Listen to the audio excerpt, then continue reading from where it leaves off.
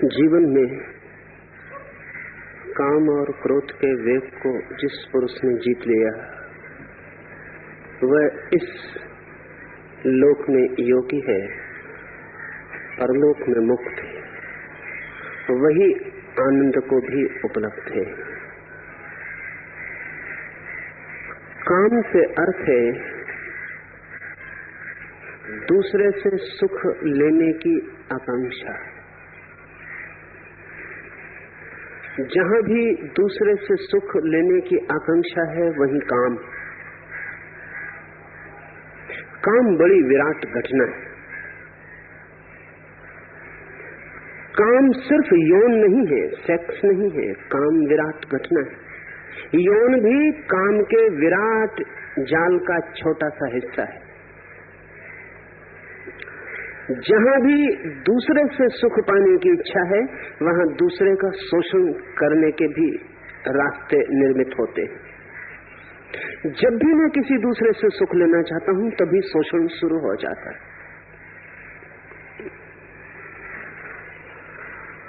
और अगर कोई मेरे काम में मेरे दूसरे से सुख पाने में बाधा बने तो क्रोध उत्पन्न होता है। इसलिए कृष्ण ने काम और क्रोध को एक साथ ही इस सूत्र में कहा है। संयुक्त वेग है। कामना में बाधा कोई खड़ी करे, काम के पूरे होने में कोई व्यवधान बने, कोई दीवार बने, कोई आड़े आए तो क्रोध जन्मता है। काम के वेग को जहां से भी रुकावट मिलती है वहीं से लौट के वो क्रोध बन जाता है। काम के वेग को यदि व्यवधान न मिले, रुकावट न मिले और काम का वेग अपनी इच्छा को पूरा कर ले तो फ्रस्ट्रेशन, विषाद बन जाता है। काम की तृप्ति पर काम पूरा हो जाए तो पीछे सिर्फ विषाद की कालीमा छूट जाती है, अंधेरा छूट जाता है। और काम पूरा न हो पाए, कोई व्यवधान डाल दे तो काम लपट बन जाता है क्रोध की। क्रोध काम का ही अवरुद्ध रूप है, रुका हुआ रूप है। मैं चाहता था कुछ करना, नहीं कर सका, तो जिसने बाधा दी उस पर मेरे काम की वासना क्रोध की अग्नि बन के बरस पड़ती है। मैंने कहा काम बड़ी घटना है। अगर हम मनस्शास्त्रियों से पूछें तो वो कहते हैं कि मनुष्य काम के लिए ही जी रहा है। अगर हम फ्रायड से पूछें तो वो कहेगा काम ही मनुष्य की सब कुछ उसकी आत्मा है। और जहां तक साधारण मनुष्य का संबंध है, फ्रायड बिल्कुल ही ठीक कहता है। धन भी कमाते हैं इसलिए कि काम खरीदा जा सके, यश भी पाते हैं इसलिए कि काम खरीदा जा सके। 24 घंटे दौड़ हमारी गहरे में अगर खोजें तो किसी से सुख पाने की दौड़ है। सुना है मैंने कि फेरेंजी करके एक मनोचिकित्सक के पास एक आदमी आया है, अति क्रोध से पीड़ित है। क्रोध ही बीमारी है उसकी। क्रोध ने ही उसे जला डाला है भीतर। क्रोध ने उसे सुखा दिया, उसके सारे रस स्रोत विषाक्त हो गए। आंखों में क्रोध के रेसे हैं, चेहरे पर क्रोध की रेखाएं हैं, नींद खो गई है,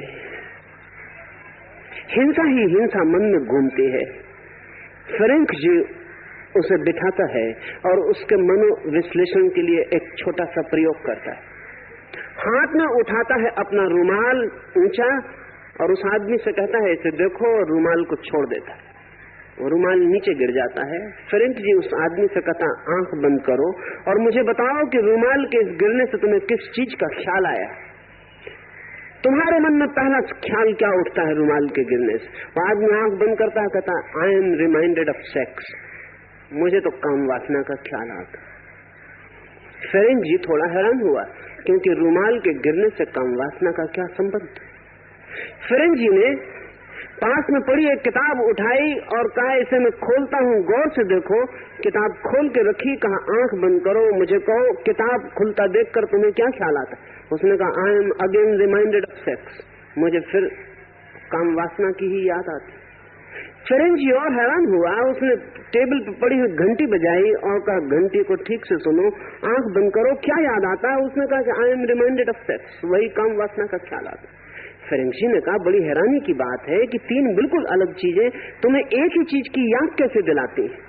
रुमाल का गिरना, किताब का खुलना, घंटी का बजना, इतनी विभिन्न बातें हैं, तुम्हें इन तीनों में एक ही बात का ख्याल आता है, कारण क्या है? उस आदमी ने कहा तुम्हारी चीजों से मुझे कोई संबंध नहीं, मुझे सिवाय सेक्स के और कोई ख्याल आता ही नहीं, तुम्हारी चीजों से कोई संबंध नहीं है। तुम रुमाल गिराओ कि पत्थर गिराओ, तुम घंटी बजाओ कि घंटा बजाओ, तुम किताब खोलो कि बंद करो, इससे कोई फर्क नहीं पड़ता।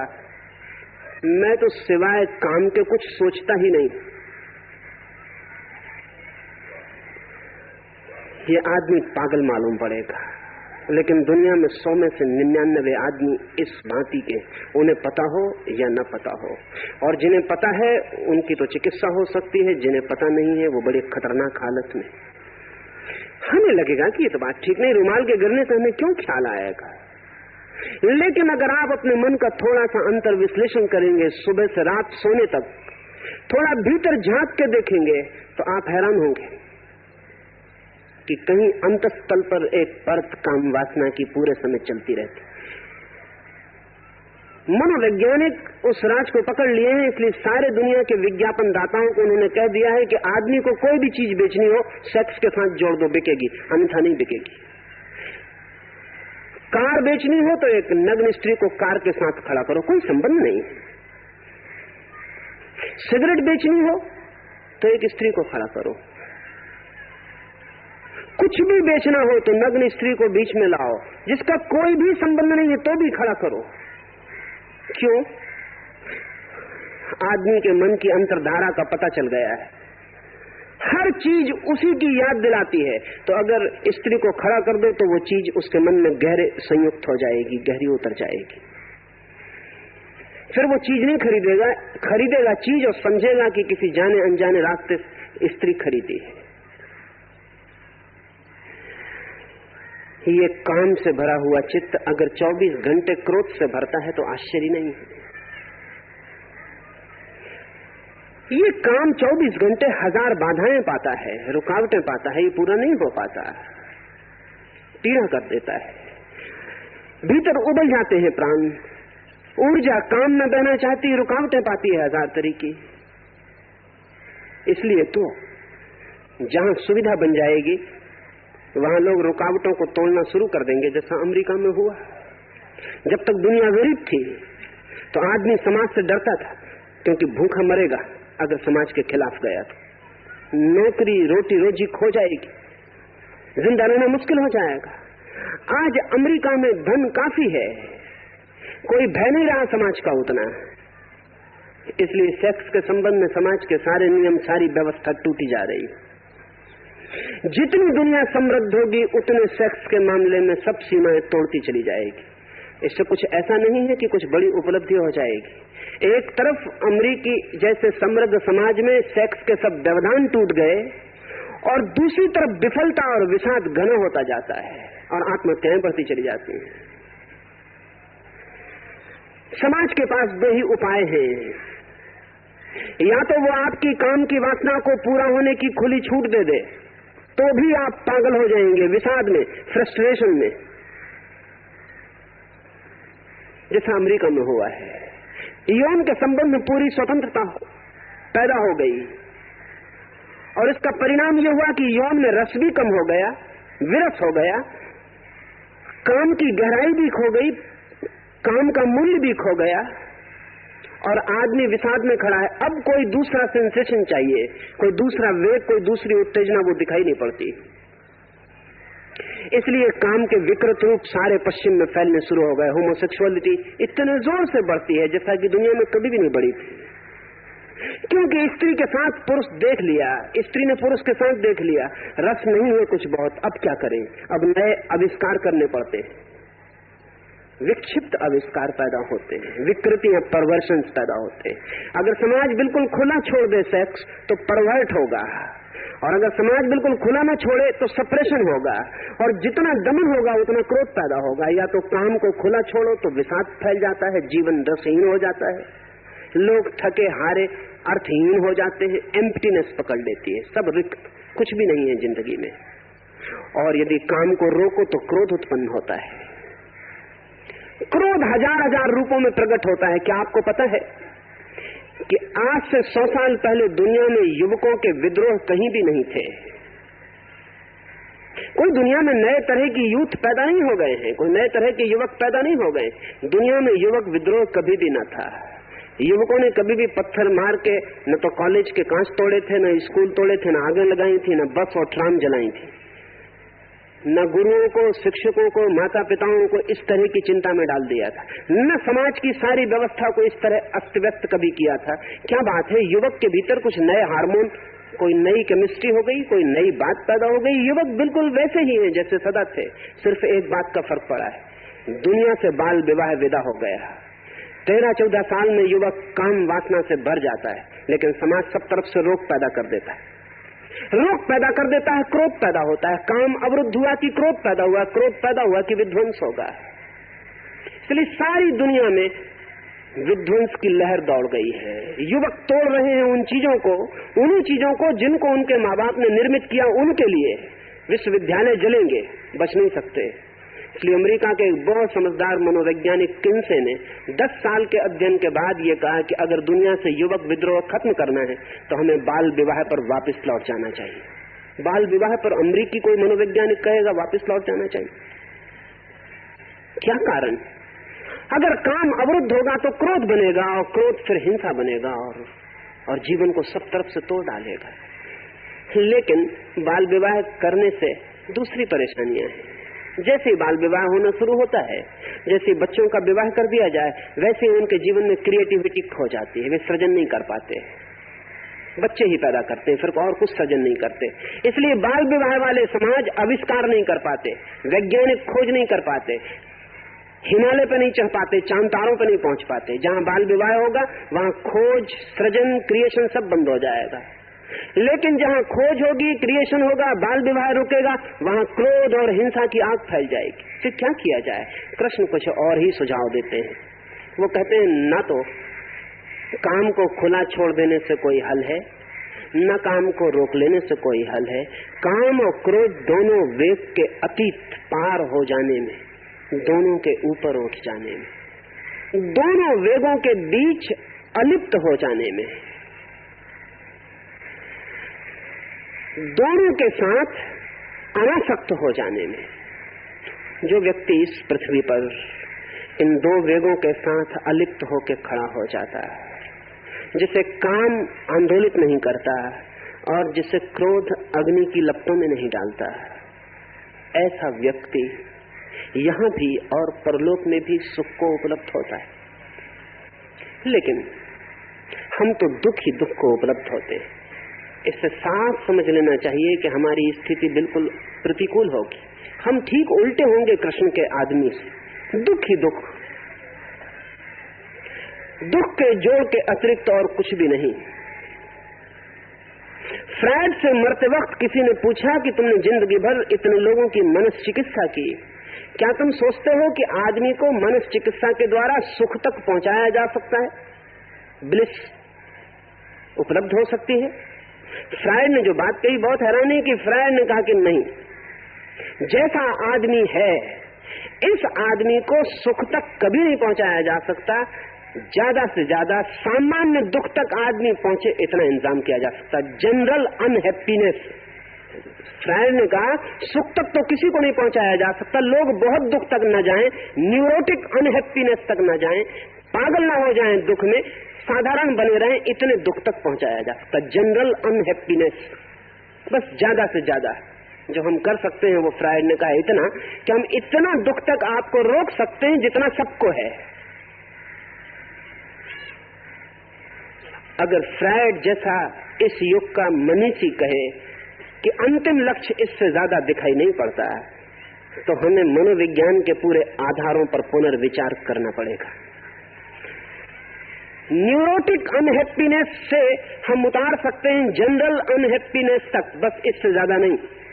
इतना दुखी ना होने देंगे कि आप पागलखाने चले जाओ, इतना दुखी ना होने देंगे कि आत्महत्या कर लो, इतना दुखी ना होने देंगे कि आप पागल हो जाओ, बस इतना दुखी होने देंगे कि दुकान चलाते रहो, घर बच्चों को बड़ा करते रहो, इतना दुखी होने देंगे, जनरल अनहैप्पीनेस, जितने सभी लोग दुखी हैं, बस इससे आगे नहीं, इससे आगे कुछ नहीं किया जा सकता। अगर फ्रायड ऐसा कहता है तो थोड़ा सोचने जैसा है, क्योंकि भारत के सारे मनस्विद, चाहे कृष्ण, चाहे पतंजलि, चाहे कणाद, चाहे बुद्ध, चाहे महावीर, चाहे शंकर, चाहे नागार्जुन, वे सभी कहते हैं कि मनुष्य परम आनंद को उपलब्ध हो सकता है। और ऐसा वे प्रामाणिक रूप से कहते हैं क्योंकि वे खुद उस परमानंद में खड़े हुए हैं। जरूर बुनियादों में कोई फर्क है, आधारभूत कोई तात्विक भेद है। पश्चिम मानता है कि काम से आदमी मुक्त हो ही नहीं सकता, तो फिर दुख से भी मुक्त नहीं हो सकता। इतना पर्याप्त लक्ष्य है कि जनरल अनहैप्पीनेस रहे, ज्यादा ना हो जाए, सामान्य रहे, नॉर्मल। पूर्व मानता है कि मनुष्य काम की वासना से मुक्त हो सकता है। कैसे हो सकता है? जब तक हमें ख्याल में है कुछ गलत विधि, तब तक हम कितनी ही कोशिश करें कोई परिणाम नहीं होगा। और कई बार ऐसा होता है कि गलत विधि हम वर्षों मेहनत करते रहे, श्रम बहुत करें, परिणाम कुछ न हो, ठीक चाबी हाथ में हो तो क्षण भर में ताला खुल जाए। सुना है मैंने, एक आदमी बहुत परेशान है, वो चिकित्सक के पास गया है। वो कहता है मेरी परेशानी यही है कि जब रात में बिस्तर पे ऊपर सोता हूँ तो मुझे ऐसा लगता है बिस्तर के नीचे कोई है। फिर मैं नीचे चला जाता हूँ सोने के लिए, देखता हूँ कोई नहीं, लेकिन तब मुझे लगता है ऊपर कोई है। फिर मैं ऊपर आता हूँ, तब ऊपर किसी को नहीं पाता हूँ कि अब नीचे कोई है। ऐसा रात भर मैं बिस्तर के ऊपर नीचे होता रहता हूँ। नींद मेरी नष्ट हो गई, मैं पागल हुआ जा रहा हूँ, मुझे छुटकारा दिलाओ। जानता हूँ भली भांति, नीचे जाके पाता हूँ कोई नहीं है, लेकिन तब तक मुझे लगता है ऊपर कोई है। अब मैं नीचे हूँ, ऊपर का भरोसा कैसे करूं कि नहीं है? जाऊं तभी पता चले, लेकिन जब तक ऊपर जाता हूं तब तक लगता है नीचे कोई है। मनोवैज्ञानिक ने कहा कि ये बहुत कठिन मामला है, 2 वर्ष लग जाएंगे, फिर भी पक्का नहीं कहा जा सकता कि आप इस नासमझी के बाहर हो सकेंगे। कोशिश मैं करूंगा। 100 रुपए सप्ताह का खर्च होगा, हर सप्ताह 2 बैठक मुझे तुम्हें देनी पड़ेंगी और 2 साल मेहनत चलेगी। उस आदमी ने कहा इतनी मेरी आर्थिक हैसियत नहीं, इतना लंबा इलाज मैं न करवा पाऊंगा, फिर भी मैं कोशिश करता हूँ पत्नी से जाके बात कर लूं, कोई रास्ता बन जाए तो मैं इलाज करवा लूं। मैं कल आपको खबर करूंगा। लेकिन उस आदमी ने 7 दिन तक कोई खबर न की। मनोवैज्ञानिक रास्ता देखता रहा। 7वें दिन उसने फोन किया कि क्या हुआ, आप आए नहीं? उसने कहा कि मैं बिल्कुल ठीक हूँ। हद हो गई, मेरी पत्नी ने इलाज कर दिया। मैंने कहा कि कैसा इलाज किया होगा, क्या तुम ठीक हो गए? उस आदमी ने कहा बिल्कुल ठीक। तुम्हारी पत्नी ने क्या किया? मनोवैज्ञानिक हैरान हुआ, क्योंकि बीमारी खतरनाक थी और लंबी दिखाई पड़ती थी। उस आदमी ने कहा मेरी पत्नी ने केवल बिस्तर के 4 पैर काट डाले, पलंग के 4 पैर काट दिए और कुछ नहीं किया।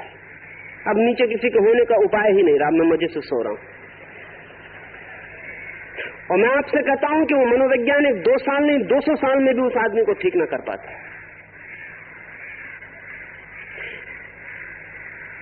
कई बार जरा सा गलत रुख और यात्रा कितनी ही हो, मंजिल फिर नहीं मिलती। पश्चिम के मनोवैज्ञानिक कहते हैं काम से मुक्त नहीं हुआ जा सकता। बस यहां से पश्चिम की सारी जड़ सरणी शुरू हो गई। यही पश्चिम बीमार पड़ गया, काम से मुक्त नहीं हुआ जा सकता। ये बात 50 साल में उन्होंने इतनी गहरी बिठा दी हर आदमी के मन में कि अब सच में ही मुक्त नहीं हुआ जाता।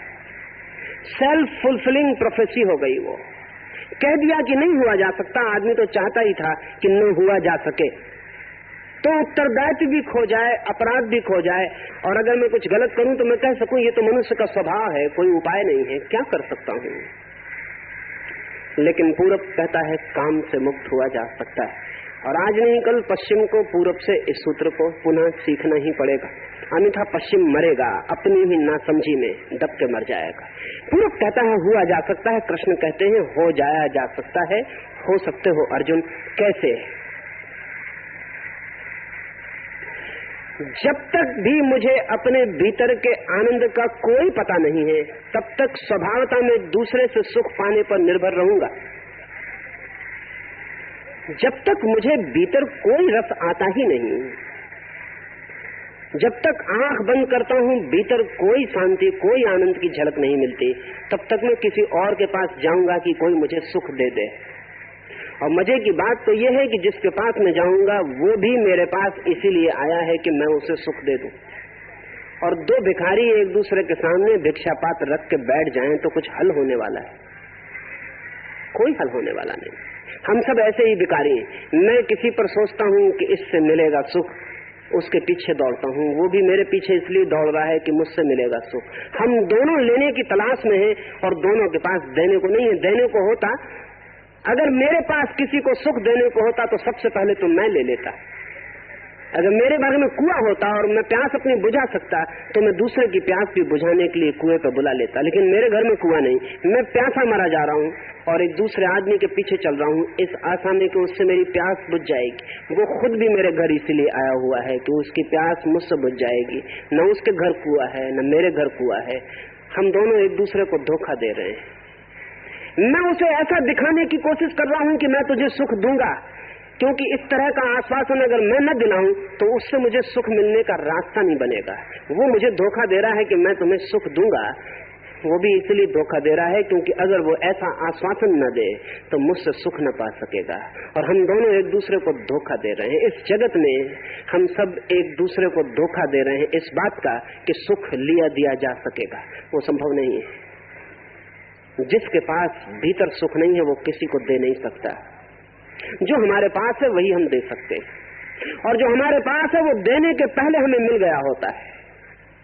इस जगत में वो आदमी सुख दे सकता है जिसके पास है, लेकिन हमारे पास तो कोई सुख नहीं है। काम से केवल वही व्यक्ति मुक्त होगा जिसे अंतर स्रोत आनंद के उपलब्ध हो जाएं, अन्यथा मुक्त नहीं होगा। तो जब कृष्ण कहते हैं काम और क्रोध से मुक्त हो जाता है जो, तो उसका अर्थ ही ये है कि जब भी मन में काम उठे तो काम एक ऊर्जा है, एनर्जी है, बड़ी शक्ति है। इसलिए तो प्रकृति काम ऊर्जा को संतति के लिए, जनन के लिए उपयोग में लाती है। बड़ी शक्ति है, विराट शक्ति है काम।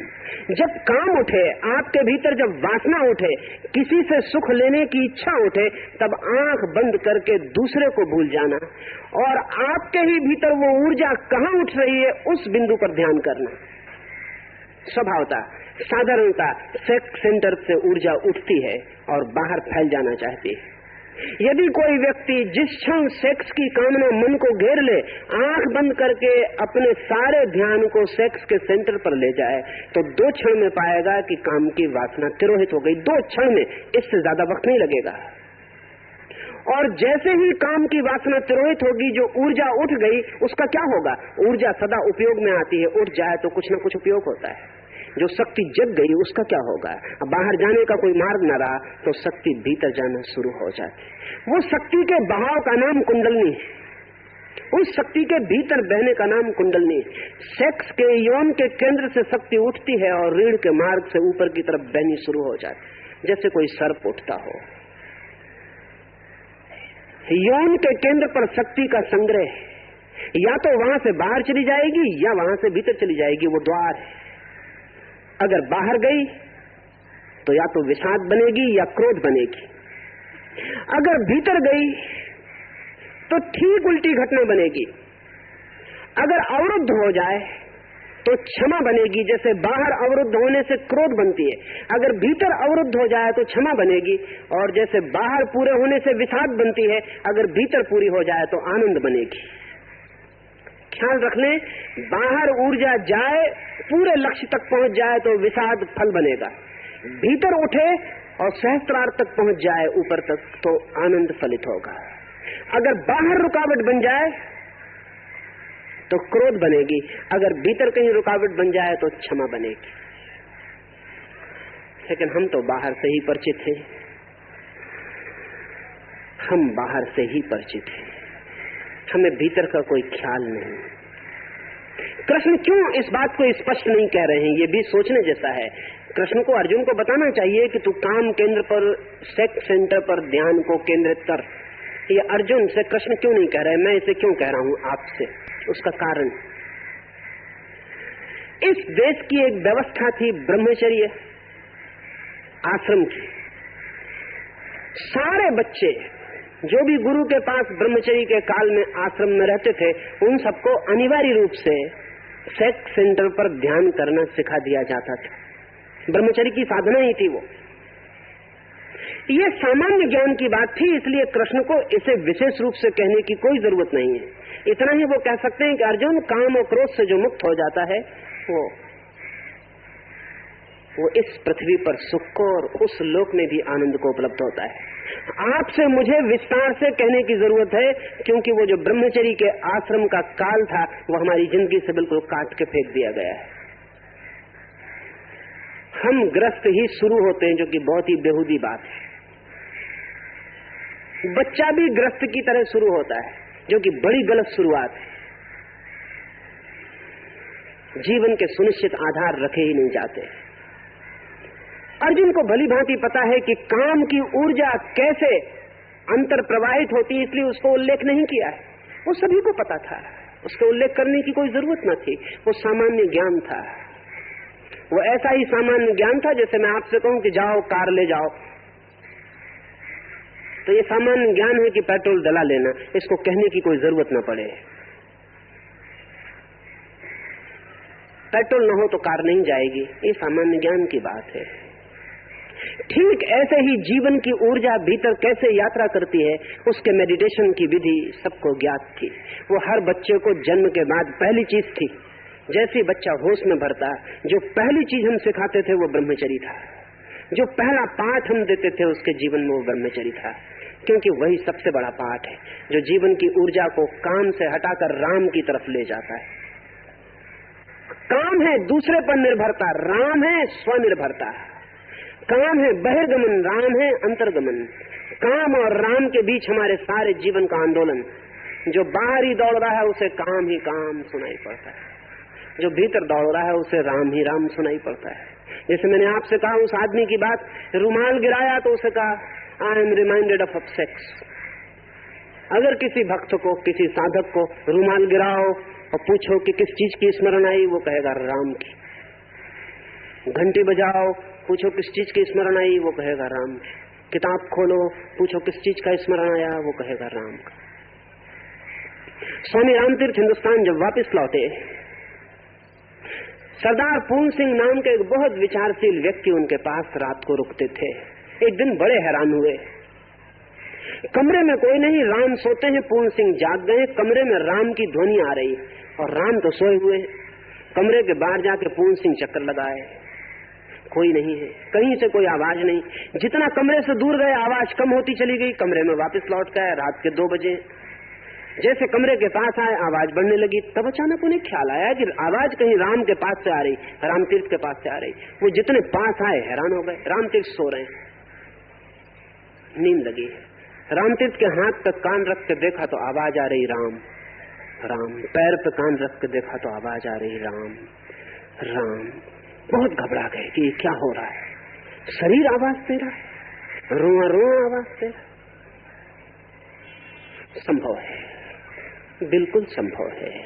शरीर बहुत संवेदनशील यंत्र है। जब आप काम वासना से भरे होते तब भी रोआ रोआ खबर देता है काम काम। काम वासना से भरे हुए आदमी का हाथ छुए, हाथ खबर देता है काम।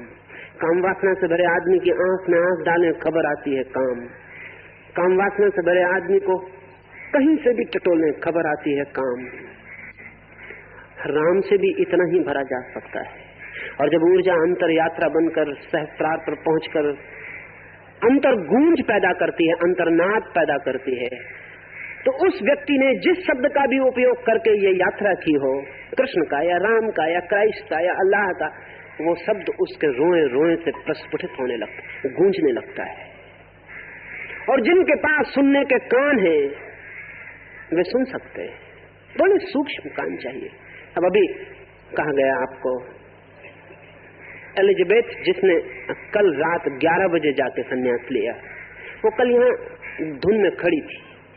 स्वभाव था जैसा अमेरिकन दिमाग होता है, स्केप्टिकल है। परसों सुबह ही उसने मुझसे बात की कि मैं श्रद्धा बिल्कुल नहीं कर सकती, मुझे तो बड़े संदेह उठते और भारतीय दिमाग से मेरा कोई तालमेल नहीं बैठता। मुझे तो रैशनल, बुद्धिगत कोई बात समझ में आनी चाहिए। ये सन्यासी नाच रहे हैं, ये सब कर रहे हैं, ये मुझे बहुत अजीब लगता है। स्वभावता ये मुझे ठीक नहीं लगता, मैं नाच नहीं सकती हूँ। कठोर थी परसों सुबह। मैंने उससे कहा कि ठीक है, कोई चिंता मत कर, तू खड़े होकर देख, नाच मत, खड़े होकर सिर्फ देख। और दूसरे के लिए जजमेंट मत ले कि दूसरे क्या कर रहे हैं, क्योंकि दूसरे के भीतर हम प्रवेश नहीं कर सकते। उसके भीतर क्या हो रहा है हमें कुछ पता नहीं। परसों रात वो खड़ी रही, देखती रही, कल रात भी खड़ी होकर देखती रही। फिर अचानक कब उसकी ताली बजने लगी उसे पता नहीं, फिर वो कब डोलने लगी उसे पता नहीं, और कब ये नृत्य उसके लिए मिट गया और सिर्फ प्रकाश ही प्रकाश यहां शेष रह गया। रात 11 बजे उसे मेरे पास गई तो रोका गया कि इतनी रात नहीं, अब मैं सोने को। उसने कहा कि इसी वक्त मुझे संन्यास लेना, क्योंकि कल सुबह का क्या भरोसा, जो मुझे अनुभव हुआ है मुझे इसी वक्त छलांग लगा देनी चाहिए, जो मैंने देखा है। वो मुझसे आके बोली कि मुझे कुछ हुआ है जो अनबिलीवेबल है, मैं अभी भी विश्वास नहीं कर सकती, क्योंकि मेरा दिमाग स्केप्टिकल अभी भी मौजूद है। वो पीछे खड़ा है और कह रहा है कि ऐसा हो नहीं सकता। मेरा दिमाग कह रहा है ऐसा हो नहीं सकता, लेकिन हुआ है, ये भी मैं जानती हूँ। दोनों बातें एक साथ हैं। घटना घटी है, वो भी मैंने देखा। नहीं हो सकता है, ये भी मेरा दिमाग कहता है, लेकिन अगर किसी और को हुआ होता तो मैं इंकार कर देती। अब इंकार करने का भी कोई उपाय नहीं। आप भी देखते हैं, नहीं देख पाते। इतने लोग इकट्ठे हैं, एक को जो हुआ वो सबको हो सकता है, सबकी पोटेंशियलिटी है, लेकिन देखने वाली आंख, सुनने वाले कान तैयार होने चाहिए। आज मैं कहूंगा कि जरा देखें, शांत मौन, सिर्फ देखते रहें, जल्दी ना करें। कितनी जल्दी है भागने की, 5 मिनट बाद सही मौन। हो सकता है जो उसे हुआ वो आपको हो जाए। हो सकता है आपको भी यहाँ नाचते हुए सन्यासियों के शरीर में ध्वनियां सुनाई पड़ने लगे और उनके नृत्य की झलक के साथ प्रकाश दिखाई पड़ने लगे। वो सब घटित हो रहा है, चारों तरफ परमात्मा 1000 तरह से प्रकट होता है, लेकिन हम अपने भीतर खोए रहते हैं, बहरे, अंधे, हमें कुछ सुनाई नहीं पड़ता है। राम भी सुनाई पड़ सकता है, भीतर ऊर्जा जाती हो तो। कभी आपने ख्याल किया, संभोग के बाद स्त्री पुरुष दोनों के शरीर से खास तरह की दुर्गंध निकलनी शुरू हो जाती। लोग कहते हैं कि महावीर चलते तो उनके शरीर से सुगंध निकलती। बिल्कुल निकल सकती है। जब शरीर की ऊर्जा बाहर जाती है तो शरीर को दुर्गंध की स्थिति में छोड़ जाती है, और जब शरीर की ऊर्जा भीतर जाती है तो शरीर को सुगंध की स्थिति में छोड़ जाती है। ठीक बाहर जाती ऊर्जा से जो परिणाम होते हैं उसके ठीक विपरीत भीतर जाती ऊर्जा से परिणाम होते हैं। बाहर है दुख, भीतर है सुख। कृष्ण कहते हैं इस पृथ्वी पर भी उसको, उस योगी को आनंद है, परलोक में उसकी मुक्ति है। या अंत सुख अंतराधाम तथांतर ज्योति एवया सयोगी ब्रह्म निर्वाणम ब्रह्मभूतादि गच्छति। जो पुरुष निश्चय करके अंतरात्मा में ही सुख वाला है और आत्मा में ही आराम वाला है तथा जो आत्मा में ही ज्ञान वाला है, ऐसा वह सच्चिदानंद घन ब्रह्म परमात्मा के साथ एक भाव हुआ सांख्य योगी शांत ब्रह्म को प्राप्त होता है।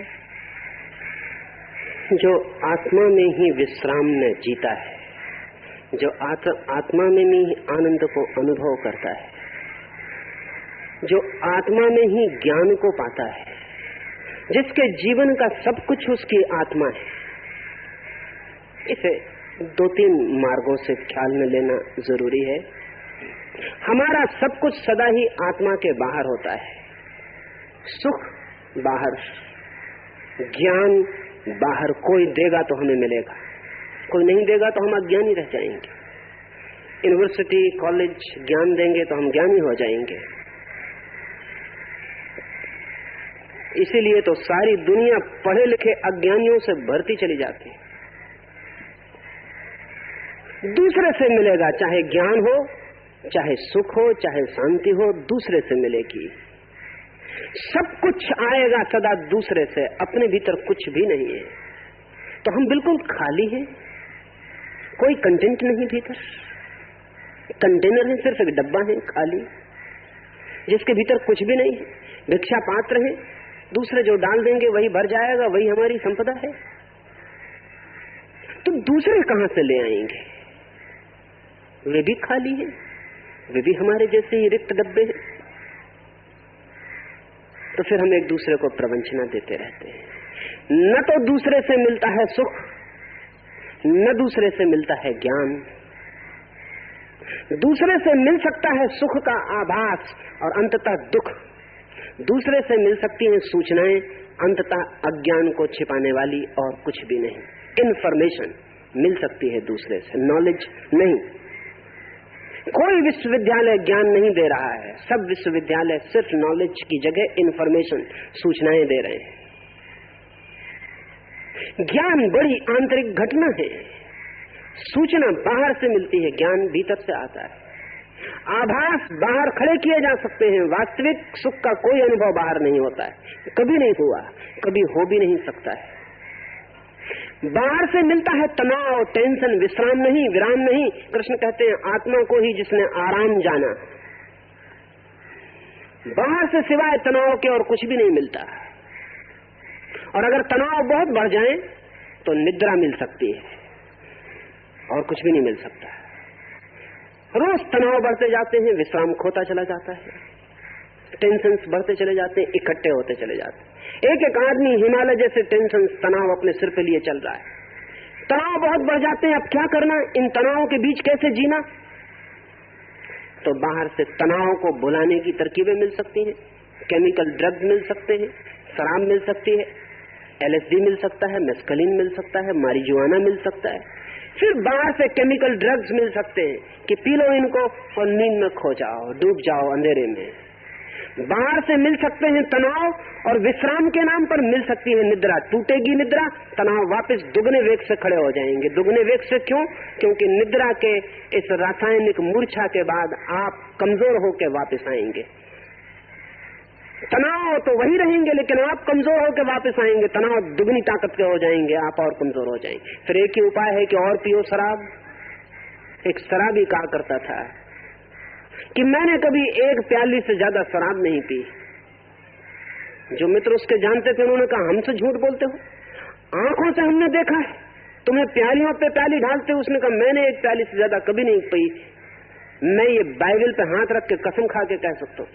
मित्रों को भरोसा न हुआ, बाइबल उठा लाया, उसने बाइबल पे हाथ रख के कसम खा ली, 1 प्याली से ज्यादा मैंने कभी नहीं पी। उन मित्रों ने कहा हद हो गई, झूठ की भी एक सीमा होती, तुम बाइबल को भी झूठ में घसीट रहे हो। आज सांझ को देखेंगे, सांझ को देखा जैसा कि वो रोज पीता था, प्याली पे प्याली ढालता गया। मित्रों ने कहा ये क्या कर रहे हो? उसने कहा मैं फिर भी कहता हूँ कि मैंने 1 प्याली से ज्यादा नहीं पी। उनका तुम्हारा मतलब क्या है?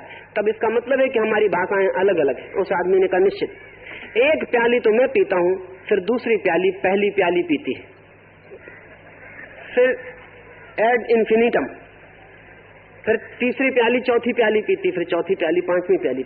मैं 1 ही प्याली पीता हूँ, बाकी प्याली के लिए मेरा कोई जिम्मा नहीं। मैं तो कसम खा के आता हूँ कि 1 से ज्यादा ना पीऊंगा, लेकिन कसम खाने वाला 1 पी के बेहोश हो जाता। आज मूर्छा में खोएंगे, कल और बड़ी मूर्छा चाहिए, परसों और बड़ी मूर्छा चाहिए, प्याली पर प्याली बढ़ती चली जाएगी। तनाव मिलते हैं बाहर से, विश्राम नहीं, या मिल सकती है तंद्रा जो कि विश्राम नहीं है, जो कि केवल मूर्छा है। विश्राम तो आंतरिक घटना है, विराम सब ठहर गया, जहां शांत जैसे झील पर लहर न हो, आकाश जहां की बदलियां न हो, निरभ्र आकाश, सब चुप मौन, होश पूरा, शांति भी पूरी। ऐसे विराम के क्षण तो भीतर ही है। कृष्ण कहते हैं सुख जिसने जाना भीतर, विश्राम जिसने जाना भीतर, ज्ञान जिसने जाना भीतर, ऐसा पुरुष ही सांख्य का ज्ञान योगी है, ऐसा पुरुष ही ज्ञान योगी है। 3 चीजों पर जोर देते हैं वो। कारण 3 ही तरह की चीजें हैं जो हम चाहते हैं। या तो सुख चाहते हैं, कुछ लोग हैं जो सुख के लिए दौड़ते रहते हैं, कुछ लोग हैं जो सुख से भी ज्यादा ज्ञान चाहते हैं। एक वैज्ञानिक सब तरह के दुख झेलता है, सब तरह की पीड़ा झेलता है, बीमारियां अपने ऊपर बुला लेता है कि बीमारियों को मिटाने की तरकीब खोज ले, जहर चख लेता है कि जहर का पता चल जाए कि आदमी मरता है कि नहीं मरता है। सुख से भी ज्यादा ज्ञान की तलाश है। कुछ लोग हैं जो सुख की खोज में हैं, कुछ लोग हैं जो ज्ञान की खोज में हैं, कुछ लोग विश्राम की खोज में हैं। सुख के खोजी हम जिनको संसारी कहते हैं, ऐसे सारे लोग सुख के खोजी हैं। जिनको हम विचारक, वैज्ञानिक, कलाकार इस कोटि में रखते हैं, दार्शनिक, चिंतक, ये सारे के सारे लोग ज्ञान के खोजी। जिनको हम कहते हैं साधु, संत, मिस्टिक्स, ये सब के सब विश्राम के खोजी। बस ये 3 तरह के खोजी हैं इस जगत में। लेकिन इसीलिए कृष्ण ने 3 गिनाए कि इन तीनों की भूल हो जाए। अगर ये बाहर खोजे, भीतर खोज शुरू हो जाए, तो कोई सुख को खोजता हुआ भीतर पहुंच जाए तो भी चलेगा, ज्ञान को खोजता हुआ पहुंच जाए तो भी चलेगा, विश्राम को खोजता हुआ पहुंच जाए तो भी चलेगा। जान लें आपकी खोज क्या है 3 में से। जो भी खोज हो, फिर ये देख लें कि उसको बाहर खोज रहे हैं तो भ्रांत है खोज, भटकेंगे, कभी पहुंचेंगे नहीं कहीं। यात्रा बहुत होगी, नाव बहुत चलेगी, किनारा कभी नहीं आएगा, पैर बहुत दौड़ेंगे, थक जाएंगे, मंजिल कभी नहीं आएगी, मुकाम कभी नहीं आएगा। मुकाम तो केवल उनको मिलता है जो स्वयं को एक खाली डब्बे की तरह नहीं मानते, और स्वयं को खाली डब्बे की तरह एम्प्टी मानने से बड़ा अपमान और हीनता कुछ भी नहीं है। धर्म मनुष्य की बड़ी गरिमा की घोषणा करता है। धर्म कहता है तुम जो भी चाहते हो वो तुम्हारे भीतर, और इस कारण से भी कहता है कि अगर तुम्हारे भीतर न होता तो तुम चाह भी ना सकते थे। इस बात को भी ठीक से समझ लेना चाहिए। अगर मनुष्य के भीतर विश्राम की क्षमता और संभावना न हो तो मनुष्य विश्राम की मांग भी नहीं कर सकता था। हम वही मांगते हैं जो हमारे भीतर पोटेंशियल छिपा है और एक्चुअल होना चाहता है, जो हमारे भीतर बीज की तरह बंद है और वृक्ष की तरह खुलना चाहता है। हमारी सब मांगे हमारे बीज की मांगे जो वृक्ष होना चाहती है। हमारी सब मांगे हमारी संभावनाओं की मांगे हैं जो वास्तविक होने के लिए आतुर है। जैसे एक बीज को गड़ा दिया जमीन में, वो आतुर है, पत्थर को हटा देगा, जमीन को तोड़ेगा, बाहर फूट के निकलेगा, अंकुर बनेगा, आकाश की तरफ उठेगा, सूरज में खिलेगा फूल की तरह। वो परेशान है भीतर, और जब तक बीज न टूट जाए और अंकुर न बन जाए तब तक परेशानी नहीं मिटेगी। जैसे एक अंडा है और एक मुर्गी का चूजा उसमें बंद है, तो चूजा परेशान, तोड़ेगा अंडे को, आज नहीं कल बाहर निकलेगा खुले आकाश में। एक बच्चा एक मां के पेट में बंद है, तैयार हो रहा है कि कब बाहर निकल पड़े। मां के पेट में गति है, मूवमेंट है, पूरे वक्त मां को पता है कि कोई जीवन भीतर विकसित हो रहा है, उसकी बेचैनी है। ठीक ऐसे ही प्रत्येक व्यक्ति की आत्मा प्रत्येक व्यक्ति को अंडे की तरह बनाए हुए भीतर बेचैन प्रकट होना चाहती है, आनंद को पाना चाहती है, ज्ञान को पाना चाहती है, शांति को पाना चाहती है, विश्राम को पाना चाहती है, स्वतंत्रता को पाना चाहती है। ये भीतर की जो मन है इसकी खबर है कि वो जो अंडे में बंद है चूजा, उसके पास पंख है, वो खुले आकाश में उड़ सकता है, वो पत्थरों में पड़े रहने को पैदा नहीं हुआ।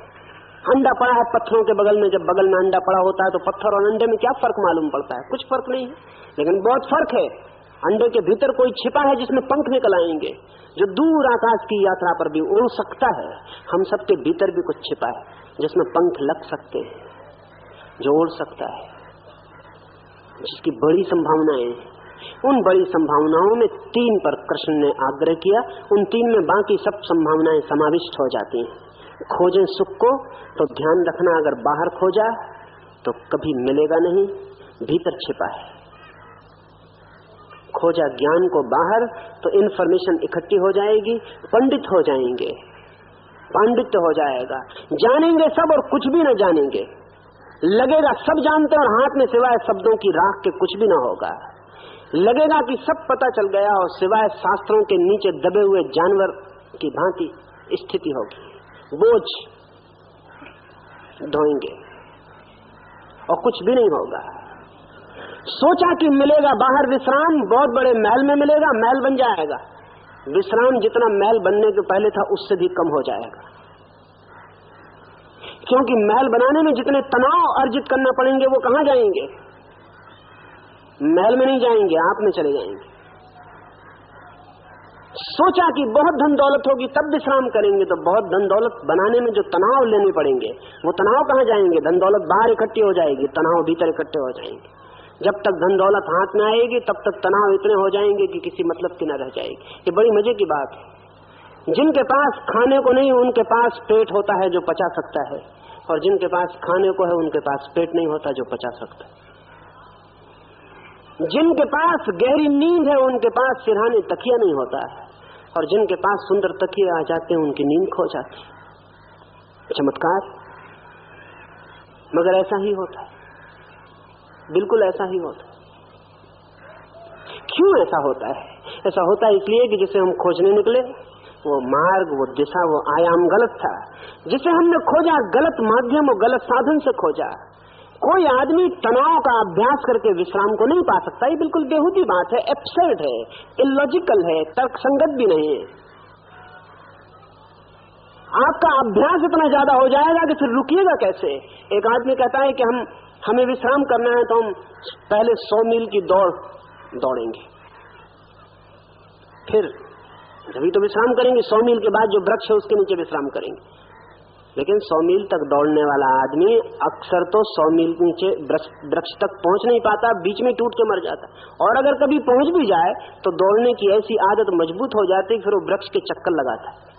वो कहता है बैठे कैसे, पैरों का अभ्यास भारी हो गया, अब बैठते बनता नहीं, अब वो दौड़ता है।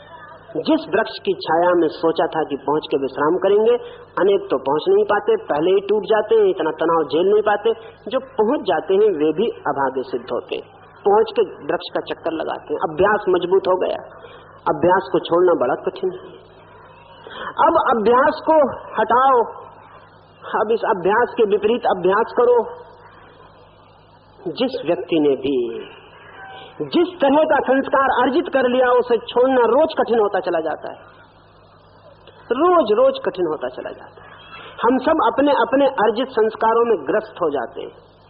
पहले सोचा कि धन मिलेगा, फिर आनंद से मौज करेंगे, लेकिन धन कमाते वक्त मौज पर रोक लगानी पड़ती है, नहीं तो धन इकट्ठा नहीं हो पाएगा। धन कमाना है अगर और बचाना है मौज के लिए तो कंजूस होना पड़ेगा, कृपण होना पड़ेगा, एक एक दमड़ी पकड़नी पड़ेगी जोर से। फिर 40-50 साल दमड़ी पकड़ते पकड़ते करोड़ इकट्ठे हो जाएंगे, लेकिन तब तक दमड़ी पकड़ने वाला आदमी भी काफी मजबूत हो जाएगा।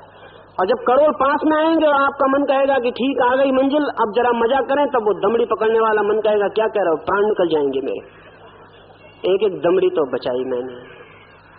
ये जिंदगी के कंट्राडिक्शंस हैं, अनिवार्य है। मैंने सुना है कि जर्मनी में एक बहुत बड़ा पंडित, उसने जिंदगी में सारी दुनिया के शास्त्र इकट्ठे किए, बहुत शास्त्र हैं दुनिया में, उसने सारे धर्मों के शास्त्र इकट्ठे किए। उसके मित्रों ने कहा भी कि तुम पढ़ोगे कब? उसने कहा कि पहले मैं सब इकट्ठा कर लूं, क्योंकि मैं पढ़ने में लग जाऊंगा फिर इकट्ठा कौन करेगा। पहले मैं सब इकट्ठा कर लूं, निश्चिंत होकर ताला बंद करके फिर पढ़ने में लग जाऊंगा। वो इकट्ठा करता रहा, उसकी लाइब्रेरी बड़ी होती चली गई। कहते हैं उसके पास इतनी किताबें इकट्ठी हो गई कि अगर जमीन पर एक के बाद एक किताब रखी जाए तो एक चक्कर पूरा का पूरा लग जाए, पूरी जमीन का। लेकिन ये जब तक घटना घटी तब तक वो 90 साल का हो चुका था। सब धर्म ग्रंथ, सब तरह के साधना पद्धतियों के ग्रंथ उसने इकट्ठे कर लिए। जिस दिन उसके संग्राहकों ने कहा कि अब और कोई किताब बची नहीं धर्म की, तब वो आखिरी सांस गिन रहा था। उसने आंख खोली और उसने कहा कि अब तो बहुत देर हो गई, मैं पढ़ूंगा कब? इतना करो कि मुझे स्ट्रेचर पर उठा के मेरी लाइब्रेरी में एक चक्कर लगवा दो, देख तो लूं कम से कम। वह आदमी जिंदगी भर हिंदुस्तान, तिब्बत और चीन की यात्राएं करता रहा। कहीं भी कोई धर्म ग्रंथ सब इकट्ठा कर लो, सिंतो का हो, तिब्बतन हो, चीनी हो, जहां मिले। कहीं दूर खबर मिलती कि अफ्रीका के फलन जंगल की जाति के पास एक किताब है जो छपी नहीं, तो वहां जाके तैयार करवा के उतरवा के किसी भी तरह वो लायक। 90 साल बीत गए, मरा, तब उसके पास सिर्फ किताबें थी जिनको उसने देखा था, जिनको उसने पढ़ा नहीं था।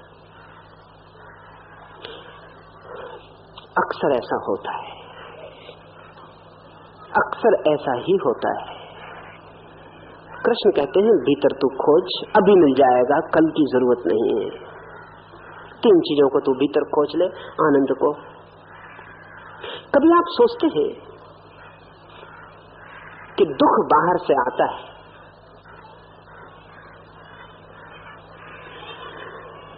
शांति भीतर से आती है। जब आप शांत होते हैं कभी एक क्षण को, तो आप बता सकते हैं ये शांति कहां से आई? आप न बता सकेंगे।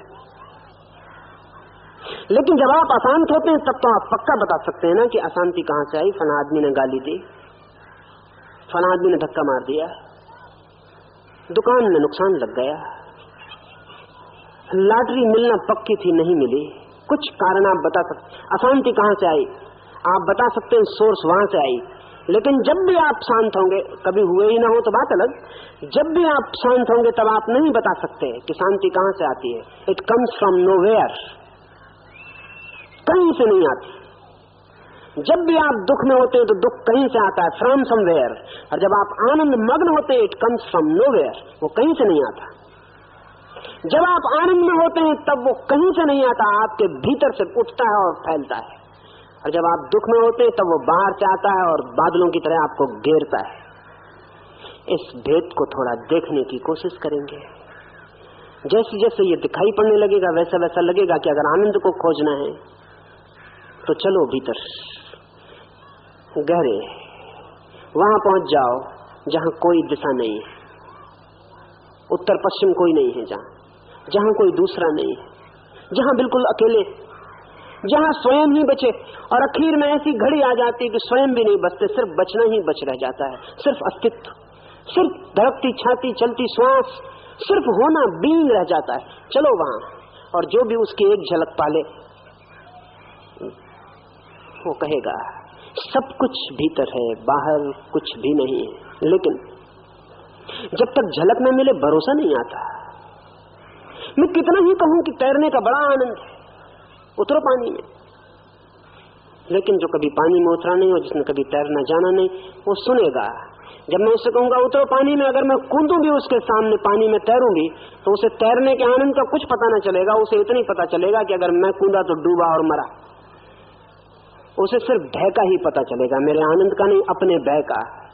और वो आदमी मुझसे कह सकता है कि मानते हैं आपकी बात, राजी हैं बिल्कुल, उतरेंगे पानी में, लेकिन पहले उतरने के तैरना सिखा दे। स्वभावता है उसका तर्क दुरुस्त, कहता पहले तैरना सिखा दे फिर हम उतरने को राजी। मेरी भी अपनी मजबूरी होगी, मैं कहूंगा पहले तुम उतरो तो तैरना सिखाया जा सकता है। तो तैरना कैसे मैं सिखाऊंगा? गद्दे तकियों पर तैरना अभी तक भी नहीं सिखाया जा सकता। कुछ लोग कोशिश करते हैं गद्दे तकियों पर तैरना सीखने की, हाथ पैर में चोट लग जाएगी, लूले लंगड़े हो जाएंगे। गद्दे तकियों पर तैरना नहीं सीखा जाता है। असल में तैरना उस खतरे में ही पैदा होता है जहां जिंदगी को लगता है कि गई डूबी मिटी, उतनी मिटने के ख्याल से ही ऊर्जा उठती है और व्यवस्थित होती है। तो आप अगर कहते हो कि पहले थोड़ा आनंद मिलने लगे तो हम भीतर जाएंगे, तो ये कभी नहीं होगा। आप भीतर जाएं तो आनंद मिलेगा। आप कहेंगे अभी हम कैसे जाएं? कभी भी क्षण भर को जब भी मौका मिले आंख बंद कर लें, क्षण भर को भीतर होने की बात को ख्याल में लें। जब भी मौका मिले आंख बंद कर लें, थोड़ी देर को भीतर हो जाएं, भूल जाएं बाहर को, भूलते भूलते भूल जाएंगे। रोज रोज 10-20 दफा, अगर एक क्षण को भी 10-20 दफा आप आंख बंद कर लें, कार में चलते, बस में बैठे, ट्रेन में सफर करते, कुर्सी पे दफ्तर में बैठे, एक क्षण को आंख बंद कर लें, भूल जाएं बाहर को कि नहीं मैं ही हूं अकेला। देखने लगे अपनी श्वास को, अपने हृदय की धड़कन को, भीतर उतर जाएं। धीरे धीरे धीरे आपको पता लगेगा भीतर परम विश्राम है। महीनों की थकान क्षण भर में मिट सकती भीतर। पहाड़ जैसे दुख भीतर के जरा सी सुख की किरण के सामने विसर्जित हो जाते।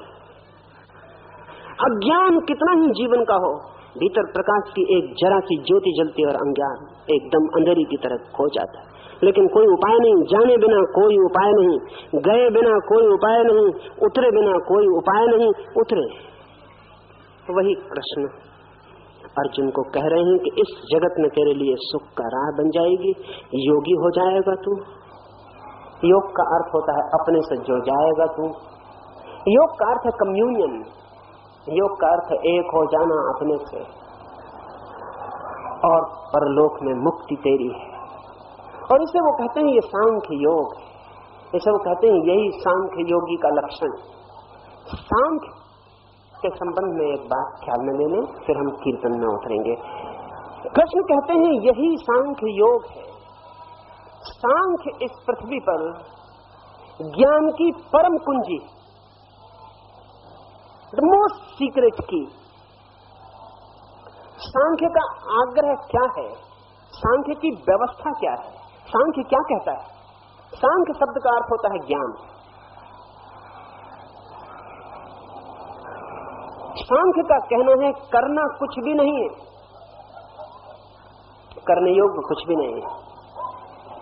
करना नहीं है, होना है। करने से जो भी मिलेगा वो बाहर मिलेगा, और न करने से जो भी मिलेगा वो भीतर मिलेगा। ये तो हमें समझ में आ सकता है। अगर बाहर की दुनिया में कुछ भी पाना है तो कुछ करना पड़ेगा, धन पाना है तो कुछ करना पड़ेगा। बिना किए बाहर कुछ भी मिलने वाला नहीं है। कुछ भी पाना है तो करना पड़ेगा, लेकिन भीतर अगर कुछ पाना है तो ना करना सीखना पड़ेगा। उल्टी यात्रा है। जिस रात आपको नींद नहीं आती और बड़ी मुश्किल में पड़े, पूछते हैं क्या करें, नींद कैसे आए, क्या करें, गलत सवाल पूछते, किसी से पूछना ही मत। और अगर कोई जवाब दे तो कान पे हाथ रख लेना, सुनना मत। जब आप पूछते हैं नींद नहीं आती क्या करें, तो आप गलत सवाल पूछते हैं, क्योंकि आपने कुछ किया कि नींद फिर बिल्कुल नहीं आएगी। करने से नींद की दुश्मनी है।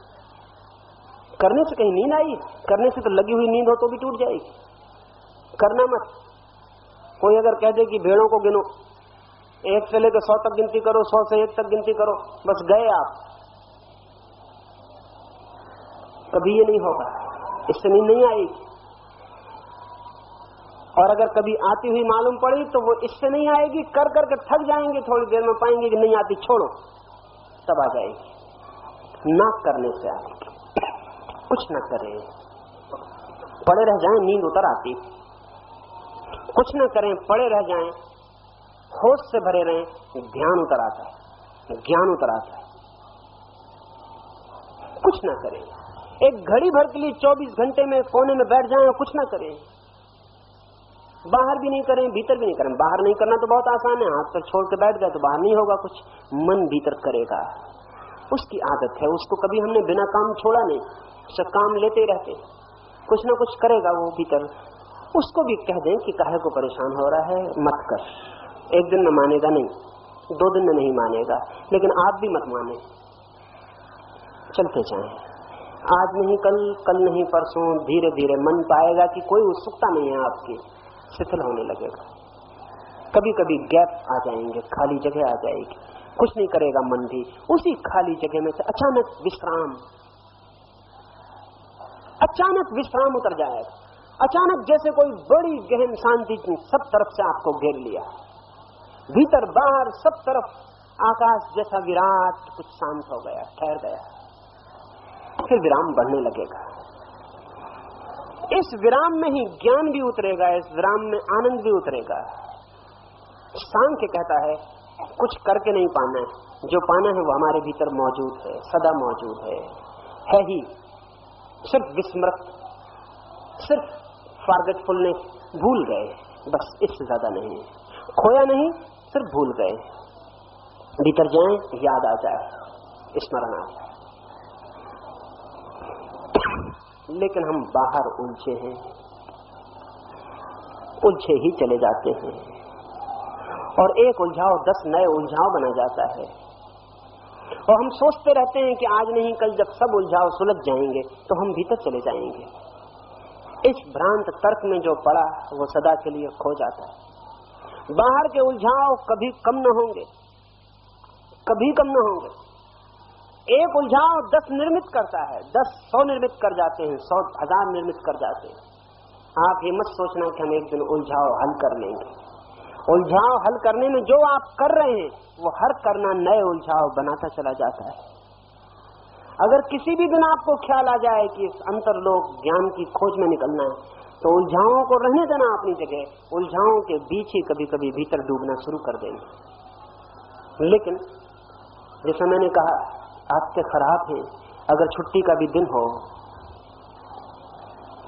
अंग्रेजी में नाम अच्छा है हॉलीडे, दिया था तो इसी ख्याल से कि एक दिन आप कुछ ना करेंगे। ईसाइयों का ख्याल यही है कि परमात्मा ने भी 6 दिन काम किया और 7वें दिन विश्राम किया। रविवार के दिन उसने कोई काम नहीं किया, इसलिए वो हॉलीडे हो गया, पवित्र दिन हो गया। लेकिन बड़े मजे की बात है कि छुट्टी के दिन ज्यादा काम होता है जितना बाकी दिन होता है। और अमेरिका में तो एक मजाक चलती है कि एक दिन की छुट्टी के लिए 7 दिन विश्राम करना पड़ता बाद में। इतनी भाग दौड़ कर लेते हैं लोग छुट्टी के दिन के, फिर 7 दिन विश्राम चाहिए। छुट्टी के दिन इतना काम हो जाता। सबसे ज्यादा एक्सीडेंट छुट्टी के दिन होते। सारे लोग निकल पड़े समुद्र की तरफ, सारे लोग पहाड़ की तरफ, हिल स्टेशन की तरफ, भारी काम चल रहा है, गले से गले में उलझी हुई कारें लाखों की तादाद दौड़ी जा रही। बड़े मजे की बात है, जब सारा बाजार ही बीच पे पहुंच जाएगा तो बीच पे जाने से क्या होगा? वहां सब के सब पहुंच गए, वही सारी दुनिया वहीं खड़ी हो गई, फिर भागे, फिर घर आ गए, फिर वही काम की दुनिया शुरू हो गई। पवित्र क्षण का या पवित्र दिन का अर्थ है कि उस दिन कुछ मत करना, कुछ करना ही मत। उस दिन पूरे विश्राम में भीतर चले जाना। नहीं पर उस दिन सिनेमा देखना है, थिएटर देखना है, टिकटें खरीद ली गई, सारा उपद्रव पहले से तैयार है। पवित्र दिन को अपवित्र करने की पूरी तैयारी पहले से। तो फिर अंतर में उतरने का उपाय कब आएगा? कब? फिर शायद कभी ना आए। आज से ही, अभी से ही जो थोड़ा थोड़ा भीतर की तरफ यात्रा करने लगे। तो सांख्य का कहना है कि ज्ञान है आपके पास, वो आपका स्वभाव है, कोई अर्जन नहीं करना है, वो आप है ही। सिर्फ जानना है, जागना है, होश से भरना है कि मैं कौन हूं। विश्राम पाने कहीं जाना नहीं, किसी यात्रा पर जहां खड़े हैं वहीं मिल जाएगा। एक बार पीछे लौट कर देखना है कि मैं कहां हूं। ज्ञान किसी के हाथ से भीख नहीं मांगनी, कोई सिखाएगा नहीं ज्ञान। ज्ञान दबा पड़ा है, ऐसे ही जैसे कि हर जमीन के नीचे पानी दबा है। जरा पानी, मिट्टी की परतों को अलग करना है, पानी के फवारे छूटने लगेंगे। हाँ, ये हो सकता है कि कहीं 100 फीट पर है, कहीं 50 फीट पर है, कहीं 10 फीट पर है, कहीं 2 फीट पर। ये फर्क हो सकता है मिट्टी की परतों का, क्योंकि सभी लोगों ने अलग अलग जन्मों में अलग अलग मिट्टी की परतें निर्मित कर ली। लेकिन एक बात सुनिश्चित है, ऐसा कोई जमीन का टुकड़ा नहीं है जिसके नीचे पानी न दबा हो, कितना ही गहरा हो। एक बात का आश्वासन किया जा सकता है कि पानी दबा ही है। चट्टान भी आ जाए बीच में तो कोई हर्ज नहीं, पानी तो नीचे है ही। बीच की परत को अलग कर देंगे और जल स्रोत उपलब्ध हो जाते हैं। ऐसा ही ज्ञान दबा है भीतर। पर भीतर की यात्रा, द इनवर्ड जर्नी, कब करेंगे, कैसे करेंगे? जिसने पोस्टपोन किया वो कभी नहीं करेगा। जिसने कहा कल करेंगे, अच्छा है कि वो कह दे कि नहीं करेंगे, उससे कम से कम सच्चा तो रहेगा। कल नहीं, घर में आग लगी हो तो कोई नहीं कहता कि कल बुझाएंगे। जिंदगी में लगी है आग और आप कहते हैं कल। जिंदगी पूरी जलती हुई, दुख, पीड़ा, चिंता, संताप, सब तरफ धुआं और आग, और आप कहते हैं कल। तो उसका मतलब यही है कि आपको पता ही नहीं कि आप क्या कर रहे हैं, और आप ही हैं कि अपनी इस जलती आग में रोज पेट्रोल डाले चले जा रहे हैं। वासनाएं भपकाए चले जा रहे हैं, खुद रोज उसमें पेट्रोल डालते हैं। और जब आग जोर से जलती है तो कहते हैं कि बड़ी तकलीफ उठा रहा हूं, बड़ी मुश्किल में पड़ा हूं। रोज अपेक्षा में जीते हैं, फिर दुख आता है तो कहते हैं कि बड़ी तकलीफ में पड़ा। किसने कहा था अपेक्षा करो? एक्सपेक्टेशन किया कि दुख आया। रोज वासना से भर रहे हैं और कह रहे हैं कि बड़ा विषाद आता है मन में, बड़ा हारापन लगता है। किसने कहा था? लाओ त्से ने कहा है कि मुझे कोई कभी हरा नहीं सका, क्योंकि हम सदा से हारे ही हुए थे। हमने कभी जीतने की इच्छा ही न की। हमें कोई हरा ही न सका, क्योंकि जीतने की हमने कभी इच्छा न की। लाओ त्से ने कहा है हमें कभी कोई घर के बाहर न निकाल सका, क्योंकि हम किसी के भी घर के बाहर गए तो बाहर ही बैठे, दरवाजे पे बैठे। हमने कहा इसके पहले कि निकालने का मौका आए हम बाहर ही बैठ जाते। कोई हमें दुख न दे सका, लाओ त्से ने कहा है, क्योंकि हमने सुख की कभी किसी से मांग ही न की। कोई हमारा दुश्मन न था इस जमीन पर, क्योंकि हमने कभी किसी को मित्र बनाने की चेष्टा ही नहीं की। अब ये जो आदमी है, ये जिस विराम, जिस शांति और जिस आनंद को उपलब्ध होगा, वो सांख्य की स्थिति से कल हम बात करें। उठेगा कोई भी नहीं, बैठे रहें, एक भी जन ना उठे। मौन से देखें इस नृत्य को, देखें इसमें परमात्मा की छवि को चारों तरफ नाचते हुए, शायद कुछ हो सके।